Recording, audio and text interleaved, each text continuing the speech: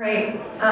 The checkered shirts are making a reappearance because what I'm going to talk about today is how you might find a community when you look around your department or your work environment and you don't see anyone who looks like you don't see anyone who has faced the same life experiences that you are doing, and you just feel isolated and alone.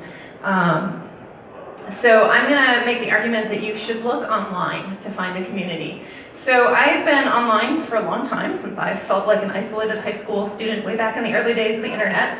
And about 6 years ago, I led a study, actually, of how women geoscientists were finding community and finding mentoring online.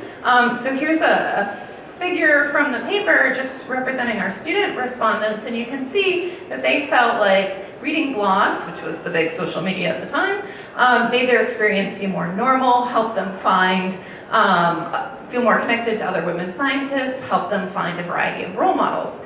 But what we concluded from doing this survey was that really what we were talking about were white women in academia, and that our social media networks and our professional societies could be doing a better job of supporting minority geoscientists and those outside of academia. Well, flash forward 6 years, and a Twitter poll over Thanksgiving weekend is the new IRB review study.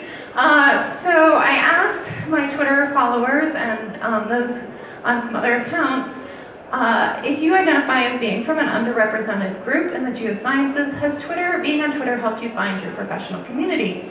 And 71% of my respondents said yes, definitely, or at least a little bit. And then I asked for some testimonials, and I just want to read you a little bit of this one here from an undergraduate student who identifies as an underrepresented minority, who said, "I didn't expect to find such a bustling community of underrepresented minority scientists on Twitter. I found great resources, and I think that it broadens the possibility of communication and interaction." Well, that's a really nice thing to hear, but maybe Twitter isn't for everyone. So I want to tell you that it's just one of sort of a panoply of options for social media. So I'm at Highly Ann on Twitter, but I'm also on Instagram, which is a much more visual, fun, photographic media, and also provides opportunities for interaction. That way, you know, maybe Pinterest is your thing, maybe Snapchat's your thing. There's new social media networks all over the place. These ones on this side of the screen are all what I would call public networks. So what you say or what you take a picture of is sort of available to be read by anyone. And that's a great way to build connections, but it doesn't always allow for the sort of nuanced discussions that you might want to have with sort of members of your own community once you've found that. So these are good social networks for finding community and for listening to diverse voices, but I think there's also value in being able to have in-group conversations. And so one that I'm part of is the Earth Science Women's Network. So we have online discussion forums that are members only. If you're interested in being part of that, let me know, or let Erica know. We'd be happy to invite you in. But also the rise of closed and secret groups on networks like Facebook can be a really valuable place to participate in discussions when you want to just really talk to your own group. But how do you find your own group if you don't have that around you? Well, that's where I think that listening to that vibrant community on the public social networks can be a good tool for you to use. Now, word of caution, there are trolls on the internet and there is harassment online.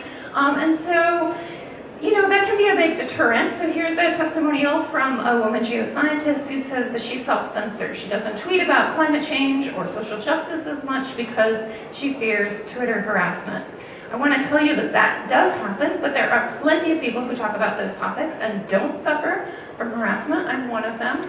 But there are also tools you can use, tools like Block Together, and you can consider using a thin layer of protection in not using your real name, if that's what helps you feel a little bit safer on the internet. Now, those are penetrable.